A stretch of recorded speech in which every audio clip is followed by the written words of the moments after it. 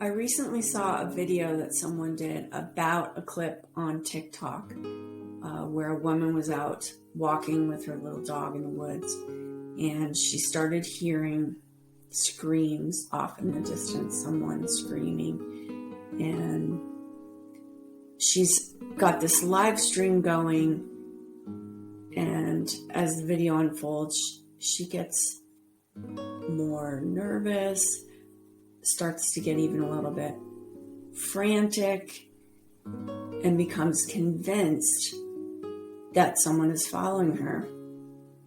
As this whole thing unfolds, she stays on the live stream, and people start telling her she needs to get back to her car. Get back to your car. Hi, I'm Marsha Chase. Welcome to my channel. Stay tuned. I'm going to tell you how grounding and centering saved me from a very bad situation. And really, I'm going to talk about that this tool is accessible anywhere, anytime. So hit the subscribe bell so you'll be notified of my next video, and let's get started. I just keep thinking about this woman even days later, and I thought I would go ahead and make a video about this. What do you do in this situation? How do you return back to yourself when you feel frantic? You have to notice what's happening with yourself. In this example, all the focus obviously was on the phone and the streaming and being on TikTok. And this is in no way, I am not criticizing. That is a terrifying situation to be in. However, returning to yourself, this is a key. This is a key survival skill. Notice, is your hair standing on end? The fear you're feeling, we are conditioned to ignore these things. What is your gut instinct telling you? To get the F out of here? Do you really need other people to validate that for you in the moment? Only you can know what is the next thing you need to do. And if we are never following our instincts, our intuition, our impulses, our guidance, and we just give in to groupthink constantly, it can endanger our lives. Grounding and centering is a tool that could save your life. This is not about whether or not it is a good or a bad idea to hike alone. It's not about hard and fast rules that keep us safe at all costs.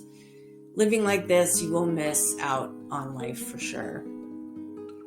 If you are running away from something in the woods, grounding and centering will likely not cross your mind. However, distractions, such as in this example, will also not serve you well.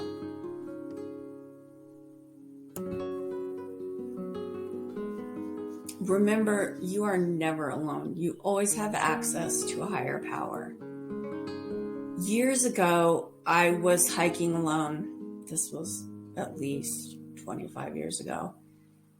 And it was kind of a longer hike, maybe at least a couple miles in to where there was a bridge. And the hike kept going. I intended to continue on. But at the bridge, there were a bunch of people that had stopped for a break. And there was a group of young guys. And as I'm turning to walk past them, this guy just glared at me. It was just, I can even just think about it now. I don't tell the story very often. I mean, this guy glared at me. And in that moment, I changed my plan and I went back the the other way. I was not real obvious about leaving there,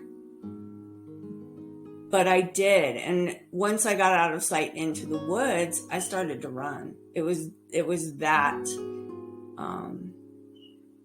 much of a feeling that I had about the way that guy looked at me. And I just took off running. And now I am frantic. It's reminding me of this girl story.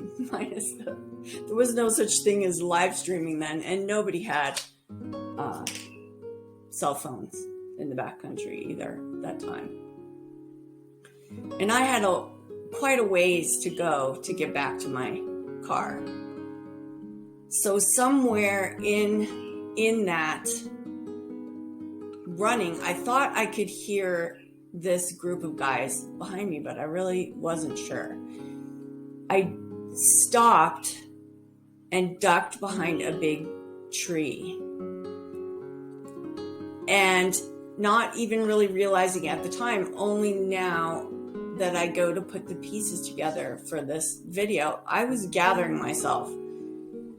I was finding my grounding and my centering. I wouldn't have called it that at the time. And I was returning back to myself. And sure enough, I could hear these guys. I could hear them behind me, all kind of talking and laughing. And I had the sense that they were looking for me. And so I took off running again. And I did not stop, did not doubt, did not question, did not stop. And I made it back to my car, in the car, shut the door, locked the door. And this group of guys came pouring down the trail. And that guy walked by me, looked in the window of my car, looked right at me, just glaring at me. And I knew I had averted something bad happening by listening to myself, by trusting myself, no matter what. Something huge shifted for me in that moment. And really, I have often forgotten about this story, but then there are times when it will come back to me, and it is there when I need it. I can trust myself. Very important tool, especially with all that's happening. The world is changing and going through a destabilizing time. Something that has always seemed routine, like running errands or walking the dog, can turn into something else. Often I hear the idea that to even speak of such things, you might be drawing in a negative experience. Just keep focused on the positive. And I get it. My example might seem a bit extreme. Here's the point. If you manage to do this in even one stressful situation in your life, you will find that you're cultivating a tool that will serve you well in countless ways in the future, positive or negative. We can't keep these so-called negative things from happening by denying they are happening or thinking they only happen to other people. Make the negative serve you well by realizing what you took away from the experience that you just would not have otherwise come to know about yourself. Remember, whenever possible, how important it is to keep your head. And if you have a story that is similar to this one, where you were able to do this in a stressful situation and it saved you from a bad experience, please share in the comments below. And thanks for watching.